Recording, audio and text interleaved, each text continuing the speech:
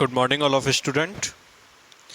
Next topic हम discuss करते हैं motion of bodies connected with string passing over the पुली।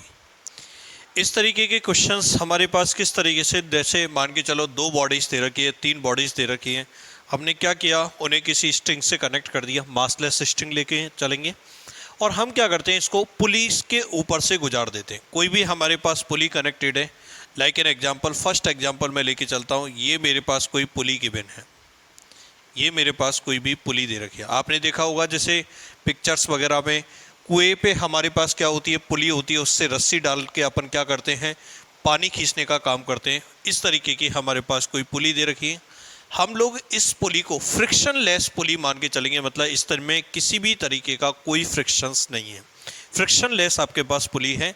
और दो आपके पास ऑब्जेक्ट है जिन्हें मैंने स्ट्रिंग से कनेक्ट कर रखा है और इस पुली से मैं पास कर देता हूँ इस तरीके से। मान के चलते हैं ये फर्स्ट मास मेरे पास दे रखा है, इसका नाम लिख देता हूँ m1 और यहाँ पर मैं आपके पास मास लिख देता हूँ, बताओ कितना, m2। इस पुली को क्या करते हैं अपन, कोई दूसरी स्ट्रिंग है, इस स्ट्रिंग से अपन इसको क्या करते हैं, इस सरफेस से कनेक्ट कर देते हैं। ये मेरे पास इस तरीके का कोई टॉपिक है। दो बॉडीज़ मैंने ली, इन दोनों बॉडीज़ को मैंने क्या किया, इन दोनों बॉडीज़ को किसी स्ट्रिंग से कनेक्ट करने के बाद मैंने इसको पास कर दिया, किससे, इसको मैंने इस तरीके से पास कर दिया पुली से और इसको मैंने कनेक्ट कर दिया। कनेक्ट करने के बाद हम लोगों को क्या फाइंड आउट करना है, हम लोगों को फाइंड आउट करना है कि इसके अंदर कितना एक्सेलरेशन से ये ऊपर जाएगा या नीचे जाएगा और इसके अंदर टेंशन फोर्स कितना रहेगा, ये चीज़ अपने को फाइंड आउट करनी है। क्लियर है बच्चों? अब हम लोग देखेंगे, जैसे मान के चलो ये स्ट्रिंग मेरे पास दे रखी है और पुली से हमने पास कर दी m1 m2। अब क्या होगा, जैसे पुली से हमारे पास इस तरीके से स्ट्रिंग को मैंने लटका रखा, या तो मास m1 नीचे जाएगा और m2 ऊपर जाएगा, या m2 आपके पास नीचे जाएगा, m1 ऊपर जाएगा।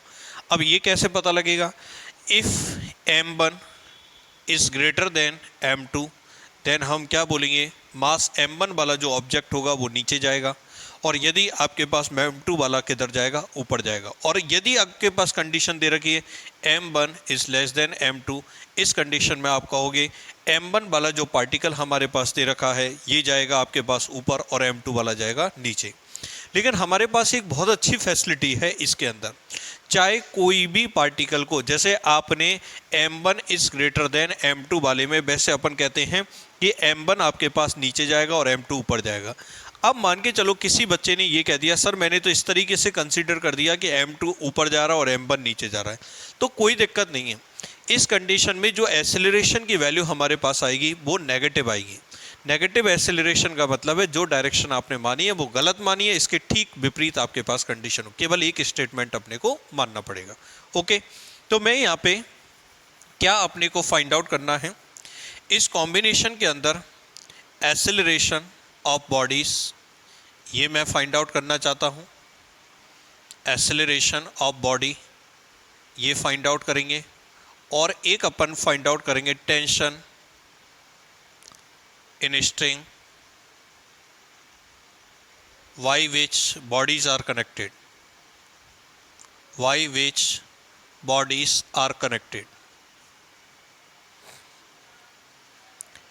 जिस स्ट्रिंग में आपके पास बॉडीज आपस में कनेक्टेड हैं उसके अंदर अपने को tension force capital T find out करना है।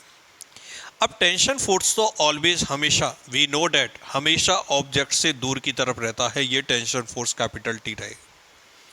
लेकिन अपन क्या करेंगे, इसके लिए ए एक्सेलरेशन से हम इसका एक्सेलरेशन ए माने, तो अगर मैं ये कह देता हूँ कि m1 वाला पार्टिकल नीचे जा रहा है तो इट मीन्स m2 वाला पार्टिकल ए एक्सेलरेशन से किधर की तरफ जाएगा, ऊपर की तरफ जाएगा। तो ऐसे क्वेश्चंस को कैसे सॉल्व किया जाता है, हम इस m1 का फ्री बॉडी डायग्राम बनाते हैं। तो m1 का फ्री बॉडी डायग्राम बनाऊंगा तो आप क्या बोलोगे, नीचे की तरफ मेरे पास जो फोर्स रहेगा वो कितना रहेगा, m1g। ऊपर की तरफ टेंशन फोर्स बताओ कितना रहेगा, कैपिटल T। ये ए एक्सेलरेशन से किधर की तरफ आ रहा है, नीचे की तरफ आ रहा है। इट मीन्स आप बोलोगे कौन सा फोर्स ज़्यादा है, ए से नीचे आ रहा है तो m1g ज़्यादा है, T कम है। तो हमारे पास इक्वेशन क्या हो जाएगी बताओ, m1g minus T is equal to m1a equation number 1। ये मेरे पास इसकी इक्वेशन बनेगी। कोई दिक्कत बोलो। अगर मान के चलो इसी तरीके से मैं m2 की बात करता हूँ कि ये मेरे पास कोई पार्टिकल m2 दे रखा है, m2 के अंदर क्या कंडीशन बनती है बोलो। m2 पर टेंशन फोर्स ऊपर लग रहा है T, एक्सेलरेशन a से किधर की तरफ जा रहा है, ऊपर की तरफ। ग्रेविटेशन फोर्स लगेगा नीचे की तरफ, ग्रेविटेशन फोर्स बताओ कितना काम करेगा, m2g ग्रेविटेशन फोर्स m2g आपके पास काम करेगा। क्लियर है। तो इस कंडीशन के अंदर अपन देखते हैं कि a एक्सेलरेशन से u ऊपर जा रहा है, इट मीन्स इन दोनों में से कौन सा ज़्यादा होगा, t ज़्यादा होगा। तो हमारा यहाँ पे इक्वेशन जो बनेगी वो t minus m2g is equal to m2a। इसको डाल देते हैं इक्वेशन नंबर 2। क्लियर। इसकी इक्वेशन तो बन गई m1g minus T is equal to m1a, इसकी बन गई t minus m2g is equal to बोलो कितना, m2a। By this equation we can determine the acceleration and tension in bodies by which string are connected. जैसे एक example लेके चलते हैं। एक एग्जाम्पल मैं लेके चलता हूँ आपके पास। ये मेरे पास कोई भी पुली दे रखी है, इस पुली से मैं एक पार्टिकल 8 kg का सस्पेंडेड कर देता हूँ, एक इससे 4 kg का सस्पेंडेड कर देता हूँ, और देन मैंने इस पुली को किसी भी हार्ड या रफ सरफेस से अपन ने कनेक्ट कर दिया। अब मैं वही एक्सेलरेशन फाइंड आउट करना चाहता हूँ और टेंशन फाइंड आउट करना चाहता हूँ। तो हम कहेंगे इसमें tension force capital T generate होता है। ए एक्सेलरेशन से यदि ये बॉडी नीचे आती है तो ये ए एक्सेलरेशन से ऊपर जाएगी। क्लियर है ना, कोई दिक्कत है। तो सबसे पहले 8 kg वाला पार्टिकल मैं काम में लेता हूँ। 8 kg वाला पार्टिकल काम में लूँगा तो आप कैसे लिखोगे बताओ। 8 kg पर नीचे की तरफ कितना लगेगा, 8g, ऊपर टेंशन फोर्स कितना लगेगा, T। ए एक्सेलरेशन से किधर की तरफ आ रहा है, नीचे की तरफ। तो इक्वेशन क्या लिखोगे आप, इक्वेशन लिखोगे 8g minus T is equal to 8a equation number 1। 8g minus capital T is equal to कितना हो जाएगा, 8a। ये हमारे पास इक्वेशन हो जाएगी। देन अपन क्या करेंगे, 4 kg वाला पार्टिकल काम में लेंगे। 4 kg का यदि मैं पार्टिकल काम में लेता हूँ तो बताओ 4 kg में नीचे की तरफ बताओ कितना काम करेगा, 4g। ऊपर टेंशन फोर्स कितना काम करेगा, T करेगा। ए एक्सेलरेशन से किधर जाएगा, ये ऊपर जाएगा। तो बोलो क्या इक्वेशन लिखोगे, T minus 4g is equal to 4a equation number 2। Clear. अब क्या करो, add equation 1 and 2। Add equation 1 and 2। यदि इक्वेशन 1 और 2 को मैं ऐड करता हूं तो आप लिखोगे 8g minus T plus T minus 4g is equal to 8a plus 4a। Capital T से कैपिटल T क्या हो गया, cancel out. 8g minus 4g करोगे कितना बचेगा, 4g is equal to 12a। So we can write small a is equal to g upon 3। ये हमारे पास इसका आंसर होगा। और वी नो डैट जी की वैल्यू 9.8 मीटर पर सेकंड स्क्वायर या फिर 10 लिख सकते हैं। ए की वैल्यू मैंने जी की फॉर्मेट में निकाल दी। ओके। अब जब ए की वैल्यू अपने पास निकल गई तो टी की वैल्यू इनमें से निकाल लो, किसी में भी रख दो, इक्वेशन 1 और 2 में। तो 2 में रख देता हूं मैं, फ्रॉम इक्वेशन 2, फ्रॉम इक्वेशन 2। यदि इक्वेशन 2 में वैल्यू पुट करोगे T minus 4g is equal to 4, A की जगह वैल्यू पुट कर देते हैं g/3। So we can write t is equal to 4g plus 4g upon 3। LCM लोगे कितना आ जाएगा, 3। तो ये हो जाएगा 12 प्लस 4 कितना हो जाएगा, 16 अपॉन 3 इंटू जी। और जी की वैल्यू यदि मैं 10 रख देता हूँ तो ये हो जाएगा 160 अपॉन 3 न्यूटन। डिवाइड कर लो भले ही 3 से, 3 5 जा अपने पास 3, देन 53.33 न्यूटन। तो टेंशन फोर्स जो मेरे पास जनरेट होगा, tension force capital T is equal to 53.33 newton. और यदि एक्सेलरेशन निकालता हूं तो एक्सेलरेशन मेरे पास बताओ कितना निकल के आएगा, g/3 निकल के आएगा। क्लियर है बच्चों। तो मैंने केवल आप लोगों को ये एग्जाम्पल इस कारण समझाया है, मैं केवल आपको इक्वेशन बनाना सिखाऊंगा कि इस तरीके के string passing over the police पे अगर आपके पास डिफरेंट कंडीशंस बनती हैं तो कुछ नहीं है, बस m1 और m2 की आपके पास वैल्यू दे रखी होंगी, तो अपन इस तरीके से ऐड करके और सब्ट्रैक्ट करके ये वैल्यूज डिटरमाइन कर सकते हैं। एक चीज़ और आता है कि ये पुली जिस स्ट्रिंग से कनेक्ट है, इस वाली जो स्ट्रिंग है, इस वाली स्ट्रिंग का टेंशन फोर्स कितना होगा। तो अगर मैं आपसे ये कहूँ कि ये वाली पुली मेरे पास गिवन है, जैसे लाइक एन एग्जांपल ये वाली पुली मेरे पास गिवन है, ये वाली पुली मेरे पास गिवन है, इस पुली की अगर अपन बात करें, यहाँ से इस तरीके से हमारे पास ये स्ट्रिंग इस तरीके से जा रही थी। यदि इसका टेंशन कैपिटल टी है, इसका टेंशन कैपिटल टी है, टी और टी टोटल कितना हो गया 2t। इसका मतलब इस स्ट्रिंग के अंदर हमारे पास जो टेंशन फोर्स रहेगा वो T1 इज इक्वल टू, बताओ कितना रहेगा, 2t रहेगा। क्लियर है बच्चों, बात समझ में आई। तो अगर ये भी चीज़ आप नोट आउट कर लोगे कि अगर इस स्ट्रिंग में हम लोगों से टेंशन फोर्स पूछा तो इस टेंशन का ये डबल रहेगा। इसका मतलब 2 को किससे मल्टीप्लाई कर देंगे अपन, 53.33 से। तो इस स्ट्रिंग के अंदर भी टेंशन फोर्स कैपिटल T1 की वैल्यू अपन क्या कर सकते हैं, डिटरमाइन कर सकते हैं। क्लियर है, क्योंकि T1 की वैल्यू हमारे पास किसके इक्वल हो जाएगी, 2t के इक्वल हो जाएगी। इस बात का ध्यान रखना, ये पूरी स्ट्रिंग एक ही है, इसलिए मैंने पूरी स्ट्रिंग के अंदर टेंशन फोर्स T माना है। हमेशा ऑब्जेक्ट से दूर की तरफ होता है, इस ऑब्जेक्ट से दूर की तरफ ऐसे, इस ऑब्जेक्ट से दूर की तरफ इस तरीके से। क्लियर है बच्चों, कोई दिक्कत। अब नेक्स्ट अपन डिस्कस करते हैं, इसी के अंदर देखते हैं एक कंडीशन और। अभी मैंने कितनी बॉडीज के बारे में डिस्कस किया था आपसे, केवल 2 बॉडी कनेक्टेड हो। अब मान के चलते हैं हमारे पास 3 बॉडीज का कनेक्शन दे रखा हो, तो 3 बॉडीज का पहली बात तो कनेक्शन किस तरीके से दे रखा होगा इसके बारे में बात करते हैं। देखो ये मेरे पास पुली दे रखी है, इस पुली से हम क्या करते हैं, यहां मास m1 को कनेक्ट कर देता हूं, यहां पर मैं मास m2 को कनेक्ट कर देता हूं, और यहां से मैं मास m3 को कनेक्ट कर देता हूं।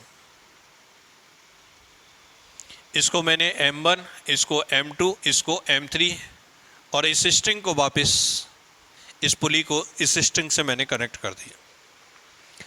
अब कनेक्ट करने के बाद वही क्वेश्चन हमारे पास जनरेट होते हैं।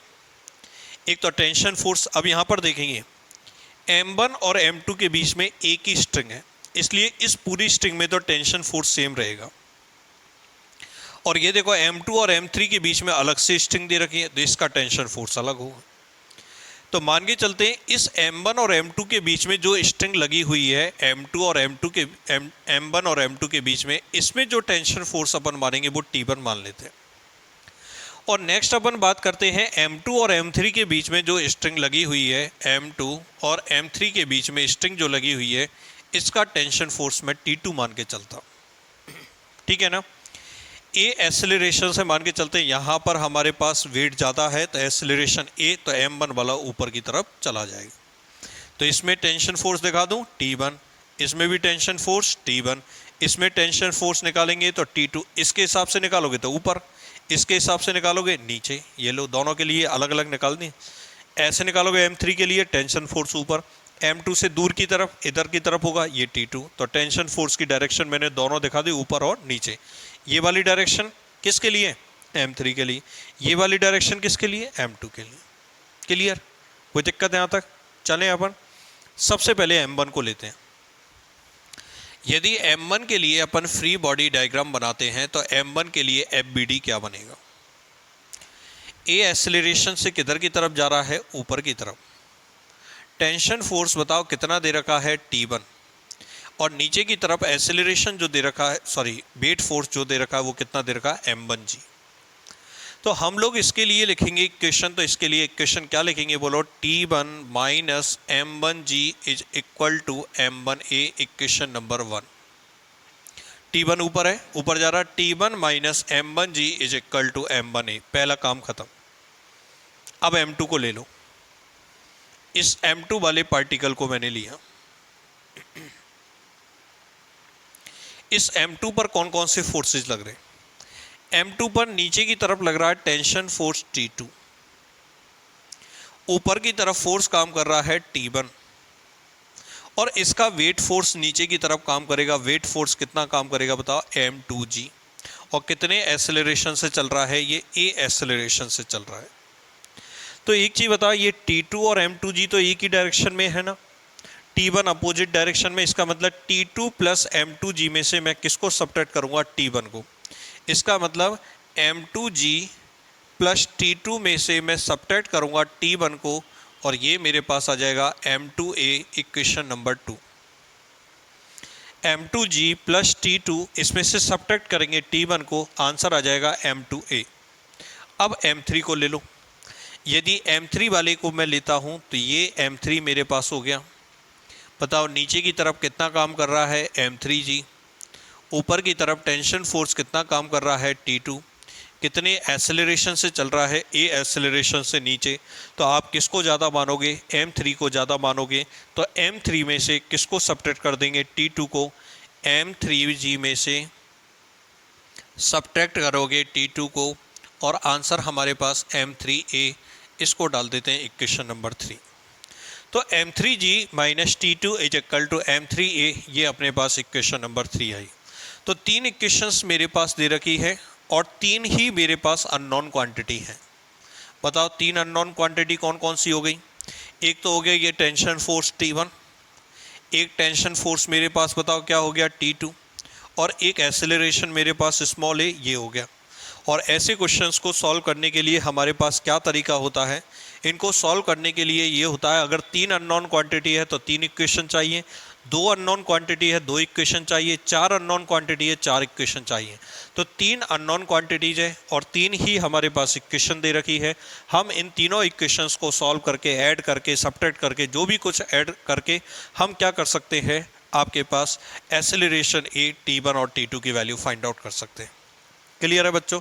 जैसे आपको मैं इसी में बता देता हूँ, यदि इक्वेशन 1, 2 और 3 को मैं ऐड कर दूं, 1, 2 और 3 को यदि मैं ऐड कर दूं, तो सिंपल भाषा में देखोगे आप, T1 प्लस का है, T1 माइनस का, कैंसिल आउट। T2 प्लस का है, T2 माइनस का, आपस में कैंसिल आउट। इसका मतलब M2G प्लस M3G में से M1G को सब्ट्रैक्ट करोगे, इधर M1 plus M2 plus M3 into A हो जाएगा। किसकी वैल्यू निकल जाएगी? A की वैल्यू निकल जाएगी। देन A की वैल्यू किसी में भी रखो, T1 निकल जाएगा, देन फिर क्या निकल जाएगा? T2 निकल जाएगा। कर सकते हो बच्चों आप ऐसा कोई भी क्वेश्चन अपन बना सकते हैं। आप इसमें वैल्यू लिख दो, जैसे मान के चलो M1 की वैल्यू मैं यहाँ पे 3 kg लिख देता हूँ, M1 की वैल्यू 3 kg लिख देता हूँ, इसकी वैल्यू 4 kg लिख देता हूँ, इसकी वैल्यू 2 kg लिख देता हूँ, और इस तरीके का क्वेश्चन अगर हमारे पास दे रखा है तो हम इसको सॉल्व आउट कर सकते हैं। क्लियर है? तो ये आपके पास इस तरीके की ओवर द पुली में ये सेकंड टाइप का क्वेश्चन हमारे पास बनता है। क्लियर है बच्चों? कोई प्रॉब्लम यहाँ पर? और देखो क्या कंडीशंस बनती हैं।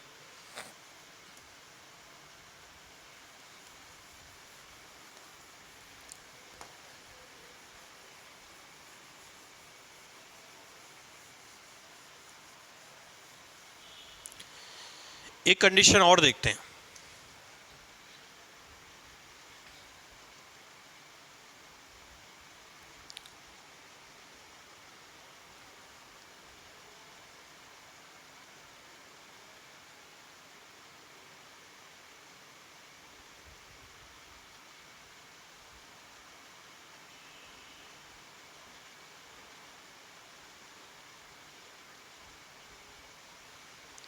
मैंने इंक्लाइंड प्लेन का यूज किया।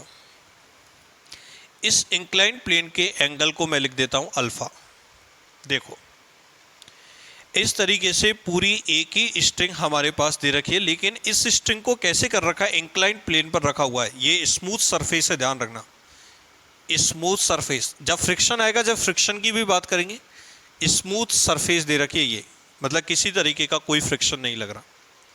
और इस तरीके के कॉम्बिनेशन के अंदर हम लोगों से वही पहली चीज़ तो ये हमारे पास पूरी एक स्ट्रिंग दे रखी है, तो इसमें टेंशन फोर्स कितना T जनरेट होगा, पहली चीज़। दूसरा, कितने एक्सेलरेशन से ये ऊपर या नीचे जाएगा, ये चीज़ भी हमसे पूछ सकता है। कोई प्रॉब्लम बच्चों? क्लियर है? तो पहली चीज़ तो आप खुद डिसाइड करो। मैंने पहले ही कहा था एक्सेलरेशन हम किधर भी मान सकते हैं। जैसे इसका ऊपर मानेंगे तो इसका ऐसे मानेंगे, अगर इसका ऊपर मानेंगे तो इसका नीचे मानेंगे, आप कैसे भी मानो।